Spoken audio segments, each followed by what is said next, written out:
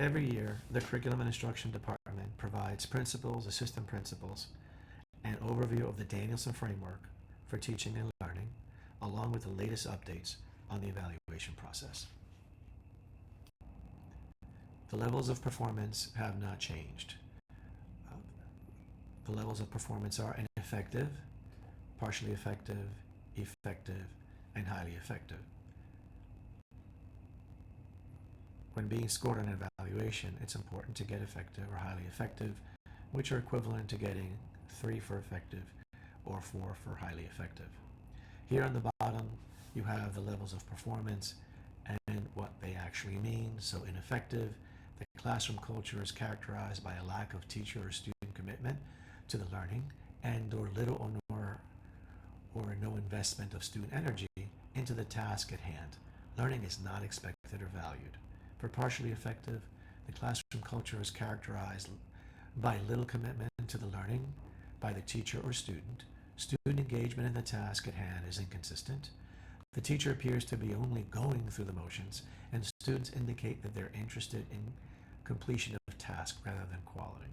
For effective, the classroom culture is a cognitively busy place where learning is valued by all students, and students understand their role as learner and consistency, expect effort to learn by engaging in the task at hand. Instructional outcomes, activities, and assignments convey high expectations for most students, and classroom interactions support learning. For highly effective, the classroom culture is characterized by a shared belief in the importance of learning. Instructional outcomes, activities, and assignments convey high expectations for all students. Classroom interactions may extend learning. Students assume responsibility for high-quality work by initiating improvements, making revisions, adding detail, and or helping peers. High expectations are internalized by students. Here are the latest NJDOE requirements in terms of evaluations.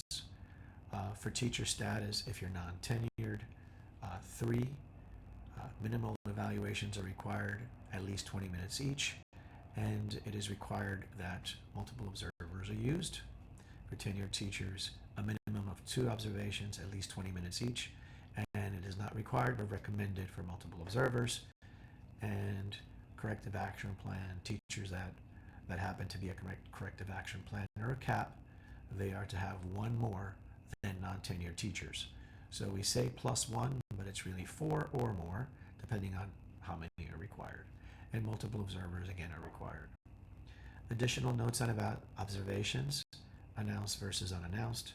Within the minimum requirements, all teachers must have at least 1 unannounced and 1 announced observation with a pre-conference. Non-tenured teachers present for less than 40% total school days in an academic year, a minimum of 2 observations are required. Post-conferences between teachers and their supervisors are required following each observation. These conferences must all be face-to-face for non-tenured teachers, and at least 1 must be face-to-face for tenured teachers. Here's the link for the NJDOE guide to staff evaluation. Here we have the evaluation component weights.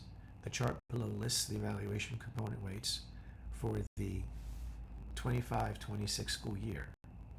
All teachers will have the same weighing for each component, and all principals, APs, and VPs will have the same weighting for each component. Under the type of educator, we have the MSGP teachers. For the evaluation component weights, the teacher practice is 70%, the SGO is 25%, and the MSGP is 5%. For non-MSGP teachers, the teacher practice is 85%, and the SGO is 15%. For MSGP principals, APs, and VPs, they are scored with the following: principal practice 70%, administrator goals 10%, SGO average 10%, and MSGP average for 10%. Obviously, all totaling 100%. And for non-MSGP principals, APs, and VPs, the principal practice changes to 80%, administrator goals are 10%, and the SGO average is 10% for a total of 100%. We have some important key dates. Please remember these upcoming dates and ensure that all educators are trained prior to evaluations commencing. All teachers, principals, assistant principals, vice principals, and other certificated staff who are to be evaluated and receive summative scores must be notified of policies and procedures related to the evaluation rubrics on or before October 1st, 2025. The collection of new student growth objectives, SGO, and administrator goal data has been halted for tenured teachers, principals, assistant principals, and vice principals for the 25-26 school year.